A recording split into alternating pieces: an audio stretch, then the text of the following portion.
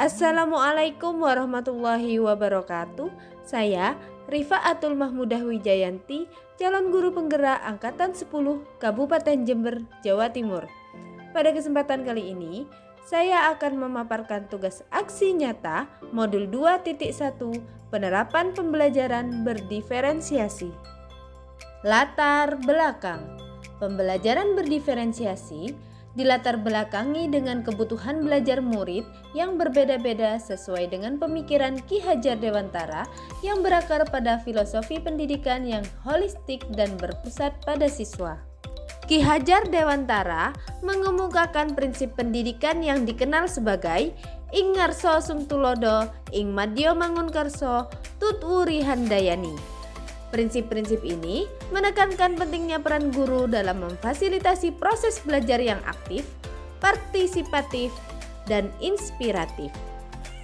Selama ini, kegiatan pembelajaran di kelas dilaksanakan dengan metode yang sama untuk semua murid tanpa memperhatikan kebutuhan belajar murid yang meliputi 3 aspek, yaitu kesiapan belajar, minat murid, dan profil belajar.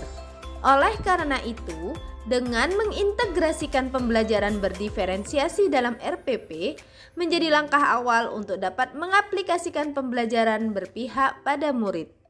Assalamualaikum warahmatullahi wabarakatuh. Waalaikumsalam warahmatullahi wabarakatuh. Bagaimana kabarnya anak-anak? Baik. Sebelum memulai pelajaran, marilah kita berdoa bersama-sama. Berdoa mulai.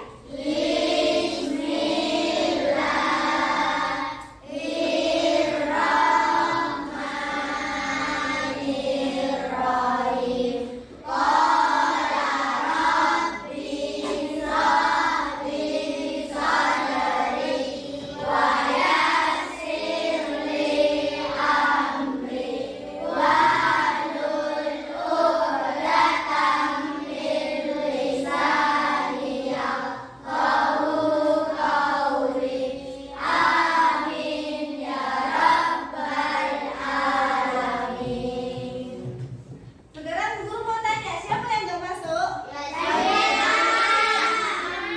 Yazid, semuanya.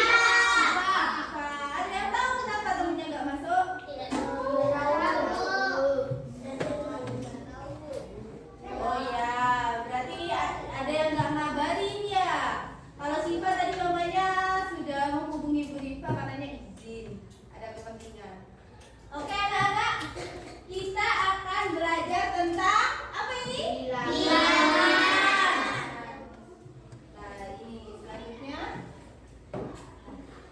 tujuan pembelajaran yang akan kita lalui yaitu yang pertama, melalui kegiatan menyelesaikan masalah, peserta didik mampu memperkirakan nilai tepat. Jadi anak-anak harus bisa mengetahui nilai tepat pada bilangan. Terus yang kedua, melalui kegiatan menyelesaikan masalah, peserta didik mampu membulatkan bilangan ke nilai tempat terdekat sampai 99.999.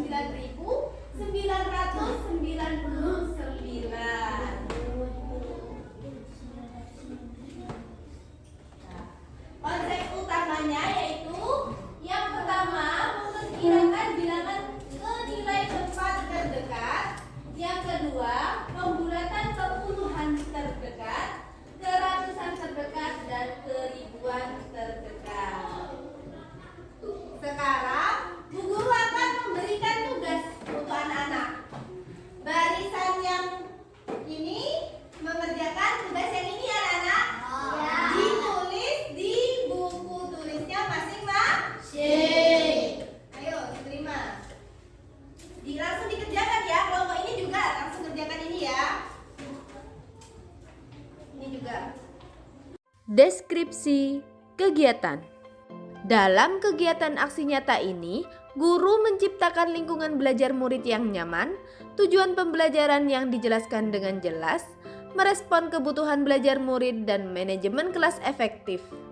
Strategi pembelajaran berdiferensiasi yang digunakan yaitu diferensiasi konten dan diferensiasi proses. Pembelajaran yang berlangsung selama 2 JP atau 70 menit terasa lebih aktif dan menarik.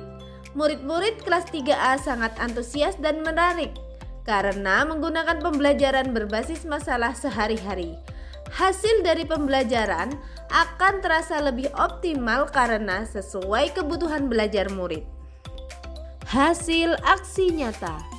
Tersusunnya rencana pelaksanaan pembelajaran yang terintegrasi dengan pembelajaran berdiferensiasi. Pembelajaran menjadi lebih aktif dan optimal karena dilaksanakan sesuai kebutuhan belajar murid. Kegiatan evaluasi adalah dengan melihat kondisi murid sebelum pembelajaran dan sesudah pembelajaran, bukan membandingkan murid yang satu dengan murid yang lain. Dokumentasi rangkaian kegiatan pembelajaran berdiferensiasi. Pembelajaran lebih rileks, menarik, dan tetap fokus pada langkah kegiatan pembelajaran. Refleksi aksi nyata. Setelah melewati proses mulai dari perencanaan, pelaksanaan, dan evaluasi pembelajaran berpihak pada murid, maka ditemukan beberapa kesulitan dalam memilih dan memposisikan langkah-langkah kegiatan berdiferensiasi yang tepat pada rencana pelaksanaan pembelajaran. Selain itu juga, pertimbangan waktu efektif dalam pelaksanaan kegiatan harus diperhitungkan. Kegiatan pembelajaran yang dilakukan seorang guru dalam mengintegrasikan pembelajaran berdiferensiasi adalah memetakan kebutuhan murid yang meliputi kesiapan belajar, minat, dan profil belajar murid. Ketika mengimplementasikan pembelajaran berdiferensiasi, perlu mempertimbangkan manajemen waktu tanpa mengabaikan komponen pembelajaran yang lain seperti penguatan dan konfirmasi kepada murid mengenai ketercapaian pemahaman pengetahuan yang disampaikan. Rencana perbaikan. Berdasarkan hasil aksi nyata pembelajaran berdiferensiasi di kelas 3A SDN Panti 3, perlu diadakannya perbaikan di masa mendatang antara lain, pentingnya pemetaan kebutuhan belajar murid yang meliputi 3 aspek yaitu kesiapan belajar, minat murid, dan profil belajar murid. Penyusunan RPP berdiferensiasi penting untuk semua guru. Oleh karena itu, perlu kolaborasi dengan rekan sejawat atau komunitas belajar. Prinsip evaluasi pembelajaran terhadap murid berorientasi pada murid itu sendiri, yaitu sebelum pembelajaran dan sesudah pembelajaran. Komitmen dan konsisten untuk terus menerapkan pembelajaran berdiferensiasi. Sekian dari saya, semoga bermanfaat. Wassalamualaikum warahmatullahi wabarakatuh.